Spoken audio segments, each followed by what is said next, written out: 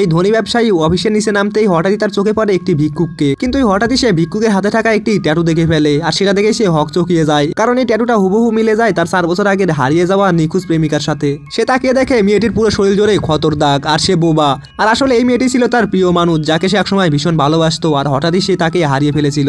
আসলে 4 বছর আগে এই মেয়েটি ছিল ধনী পরিবারের আদরের মেয়ে, কিন্তু হঠাৎ একদিন একটি ডিএনএ রিপোর্টে জানা যায় সে আসল মেয়ে নয়। আর আসল মেয়ে তখন ফিরে আসে, আর এক রাতেই তার জীবন বরবাদ হয়ে যায়। ওই মেয়ে নিজের জায়গা পাকা করতে সেই মেয়েটিকে পঙ্গু করে দেয়, এমনকি ওষুধ খাইয়ে তাকে বোবা করে ফেলে, তারপর ভ্যানে তুলে 1000 মাইল দূরে পাহাড়ে ফেলে দেয়। কিন্তু মেয়েটি তখনও হাল ছাড়েনি, সে 2 বছর ধরে খুঁড়িয়ে খুঁড়িয়ে শহরে এসে পৌঁছায়, আর 2 বছর ধরে অফিসের কাছে ঘুরে বেড়াতো শুধুমাত্র প্রিয় মানুষটাকে একবার দেখার জন্য। আর একদিন সে ডাস্টবিনে একটি বিড়াল আকৃতির কেক পায়, আর এরপর সেটিকে খেতে শুরু করে। আর ঠিক তখনই সেখানে কোম্পানির মালিক এসে পৌঁছায়। এরপরে সে কোম্পানির মান রক্ষা করার জন্য ভিক্ষুকটিকে তাড়িয়ে দিতে বলে, আর বডিগার্ডরা এসে তাকে মারধর করে। ঠিক তখনই সে মেয়েটির হাতে থাকা ট্যাটুটি দেখে হতভম্ব হয়ে যায়। এরপরে সে হাসপাতালে নিয়ে গিয়ে ডিএনএ টেস্ট করায়, আর ফল আসে ভিক্ষুক মেয়েটি আর কেউ নয়, সেই আসলে তার 4 বছর আগের হারিয়ে যাওয়া প্রেমিকা।